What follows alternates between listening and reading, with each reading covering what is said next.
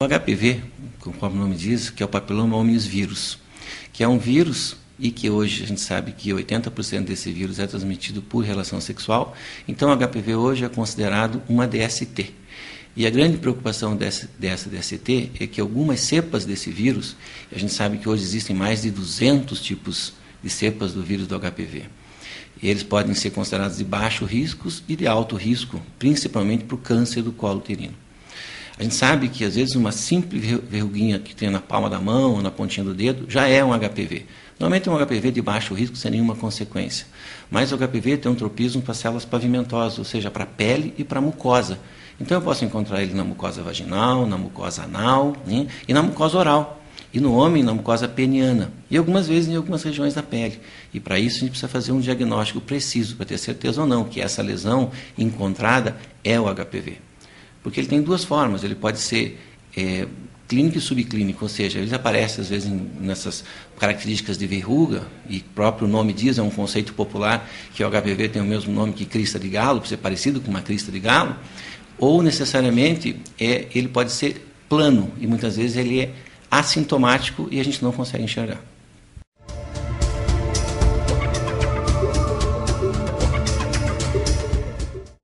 Essa é a nossa grande preocupação, por ser realmente, como eu já falei, uma DST. A grande preocupação que a gente tem hoje é que o fator predisponente para câncer de colo de útero é essa lesão por esse vírus. Por isso a nossa preocupação hoje. Porque a gente sabe que a estatística, segundo o INCA, né, Instituto Nacional de Câncer aqui no Brasil, a gente tem em torno de 18 mil casos novos de câncer de colo todos os anos. E morrem hoje no Brasil, infelizmente, em torno de 4 mil mulheres de câncer de colo uterino. E como a gente sabe que um fator predisponente muito grande é o HPV, e hoje a gente tem como prevenir esse HPV, então ele torna-se um problema de saúde pública.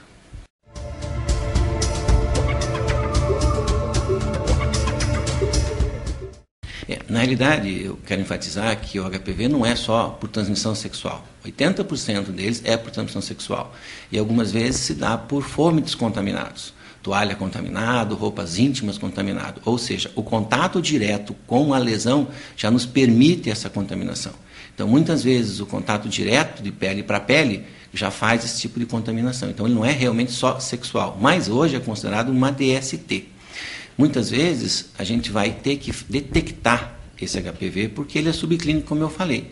E uma detecção muito precoce é a gente fazendo o preventivo do câncer do colo uterino ou o Papa Nicolau. Através dele é que a gente vai detectar algumas células e que vai nos chamar a atenção, principalmente as células coilocíticas, que a gente chama, para nos chamar a atenção que essa paciente tem alguma lesão viral, podendo fazer as neoplasias intraepiteliais, que são os NIC1, NIC2 e NIC3, que felizmente não são lesões cancerígenas, mas são pré-cancerígenas. E essas é que devem ser tratadas para que a gente não chegue a um ponto de fazer um CA de colo ou um CA invasor.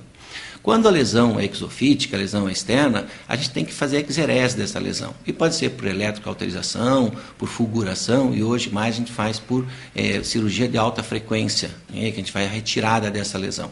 Existem algumas substâncias, que é o ácido tricloracético, podofilina, que podem ser usadas em lesões pequenas, em lesões simples, mas em lesões alargadas nós temos que realmente fazer o procedimento com uma eletro ou com uma fulguração.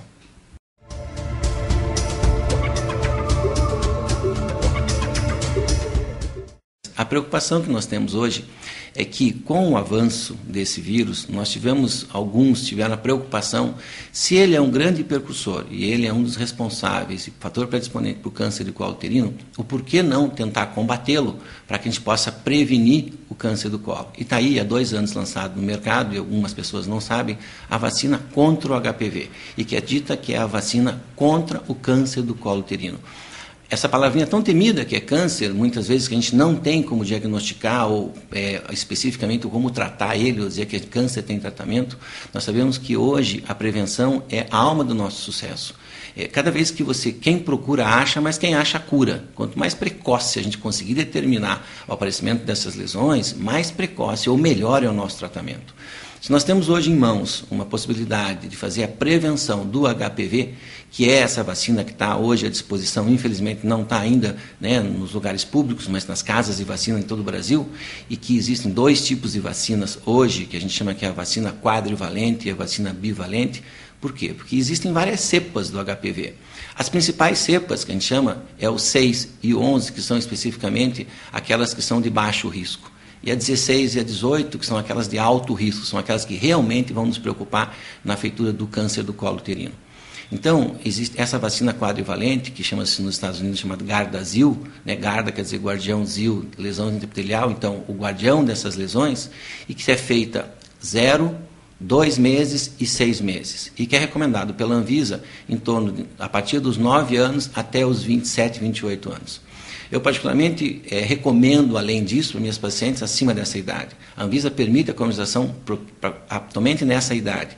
Nós sabemos que hoje, em 9 aos 29 anos, é onde a gente tem a maior índice de atividade sexual sem uma precocidade no sentido de parceiros únicos. A partir dos 29 anos, acredita que a mulher já tem o seu parceiro único, então as chances de pegar o HPV são menores. Mas existem essas chances ainda. Por isso, a possibilidade de você progredir essa vacina por um tempo maior. E a vacina bivalente é aquela que pega só o 16 e o 18, que é o que causa realmente a lesão cancerígena, que se usa com 0, no primeiro mês repete, e depois 6 meses repete. Por que as 3 doses? Para aumentar a nossa carga de anticorpos. E a gente hoje, com estudos, sabe que essa vacina nos dá quase 100% de prevenção contra esse tipo de vírus.